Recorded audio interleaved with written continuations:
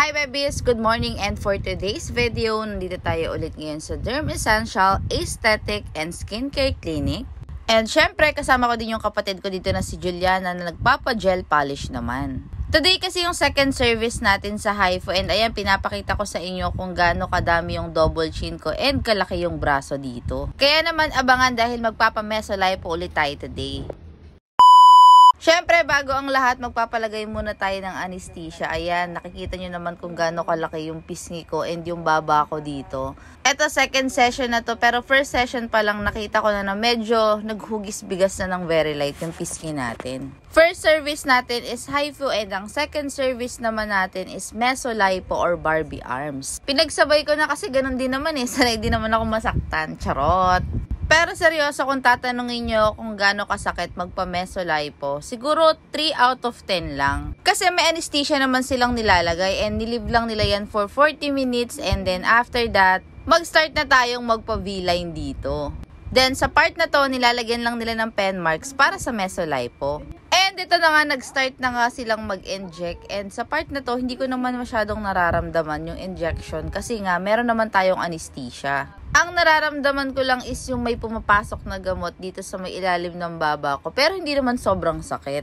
Tolerable lang naman yung sakit, kaya sa mga gusto din magpa-HIFU dyan katulad sa akin at magpahugis bigas, syempre message nyo lang yung page ng Derm Essential Aesthetic and Skincare Clinic. So ayan, diba nakakatawa pa ako kasi hindi naman ganun kasakit. At ayun nga, sa kabilang side naman sila nag-i-inject dito. After ng mesolipo natin sa baba, sa braso naman tayo. Kung titignan mo, parang masakit yung injection, pero hindi mo naman talaga siya mararamdaman kasi may anesthesia. And sa part na to, lumipat lang tayo ng kabilang room kasi nandito yung machine na gagamitin natin. Ayan, naglalagay lang sila ng gel and i-start na nilang gawing hugis bigas yung face natin. Kaya panoorin nyo muna kung paano yung procedure ng HIFU dito.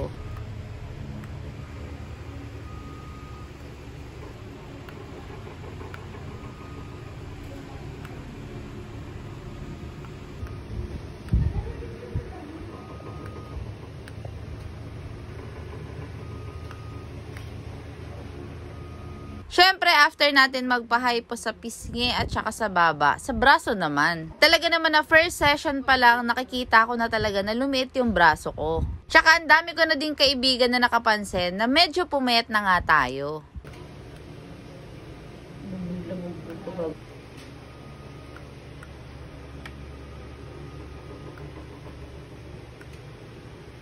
And sa part na to, sinukat nga nila ulit kung lumiit na ba talaga yung braso ko. So, from 36 to 33, and ngayon naman, 32 na lang. Kaya naman, kung gusto nyo rin magpaliit ng pisngi, ng baba at ng braso katulad sa akin, message nyo lang sila sa FB page at gamitin nyo yung code ko at Reka para sa 20% discount. Thank you!